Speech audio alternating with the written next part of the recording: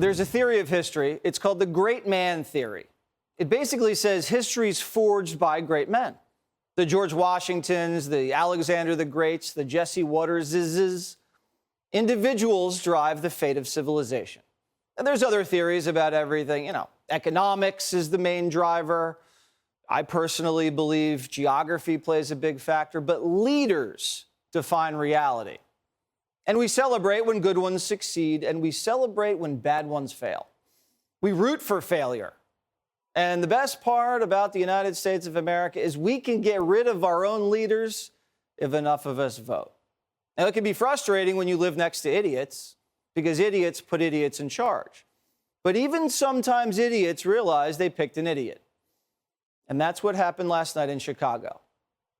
Chicago has been living in a nightmare for years. And this morning, the city woke up to good news. The Windy City's getting a new mayor.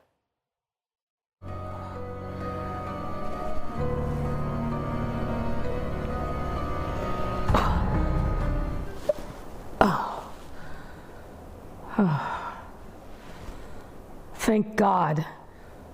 And tonight we're going to tell you about what the Chicago election means for the Democratic Party. It's actually good news. It's good news for the country because Primetime's noticed a trend. But first, let's dance on Lori's grave. She can sing. Come on, oh baby, don't you wanna go? Come on, oh baby, don't you wanna go? Oh, and she can dance.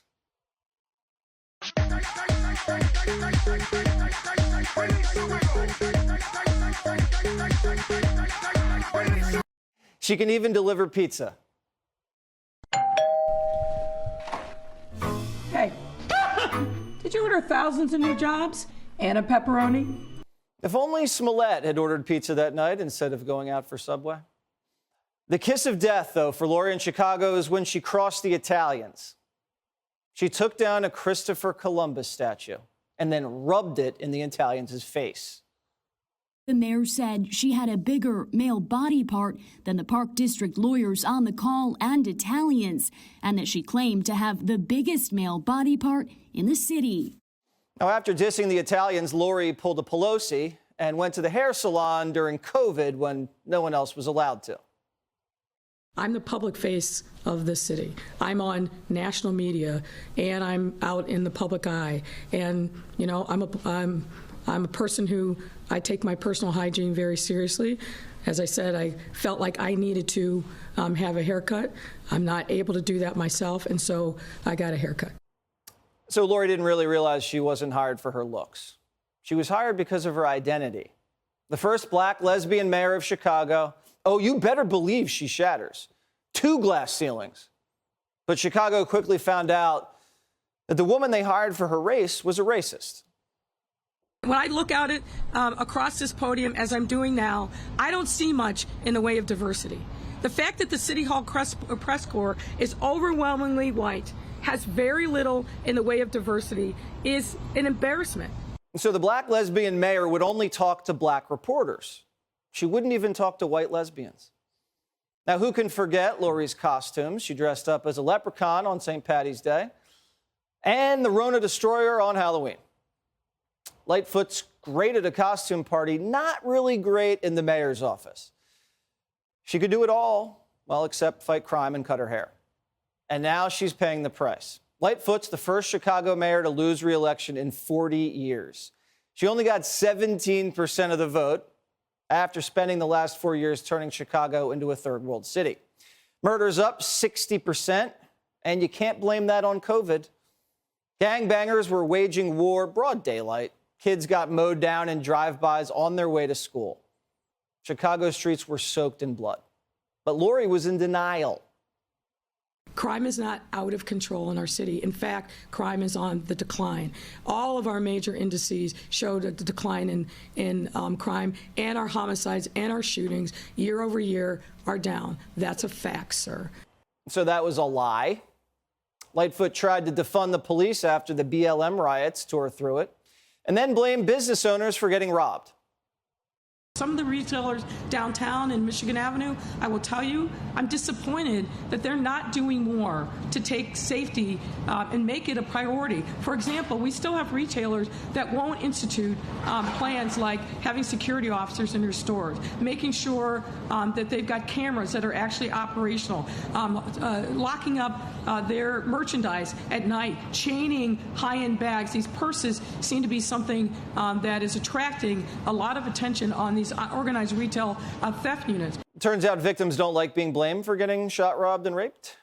But that's not why she lost. She lost because of racism. Here she is, quote, "I'm a black woman, let's not forget. Certainly, folks, frankly, don't support us in leadership roles." Whoa, did she forget she shattered double glass ceilings just 4 years ago? Lori is the first black lesbian mayor in Chicago. Now, all of a sudden, everyone's racist and sexist? In 2019, she won by 75% of the vote. A third of the city's black, half are women. Or as Smollett calls it, MAGA country. Where did all these new racist, sexist voters come from? Lori is just ripping a page out of Crooked's playbook. You remember, if you win, you shatter. If you lose, it was the sexists or the Russians. Kamala and Stacey did the same thing.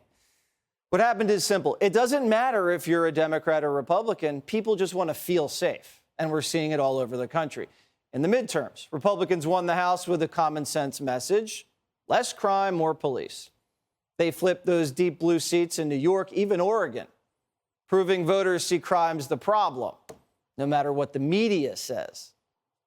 They have now turned to a strategy that sensationalizes crime, that weaponizes crime, and that racializes crime to unfortunately engage a certain demographic of their voting base. All they do is talk about crime, crime, crime. Crime is not on the rise. It's actually going down under Joe Biden. These are master manipulators.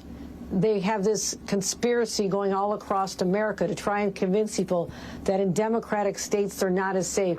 Well, guess what? They're also not only election deniers, they're data deniers. All right, so the crime deniers say crime's not happening, and if you say it is, you're a conspiracy theorist. And nobody bought that except Lori Lightfoot, and now she's out of a job. And the pro-police Chicago Democrat, Paul Vallis, is in the lead. He's going to win. He says he's going to make Chicago the safest big city in America. That promise gets you elected every time, Democrat, Republican. It worked for Rudy, worked for Bloomberg here. And the defund the police has failed everywhere. It's poison. Democrats are finally starting to realize it, and the smart ones are moving away from it. And that's a good sign for the country. America's heading in the right direction. Hey, Sean Hannity here. Hey, click here to subscribe to Fox News YouTube page and catch our hottest interviews and most compelling analysis. You will not get it anywhere else.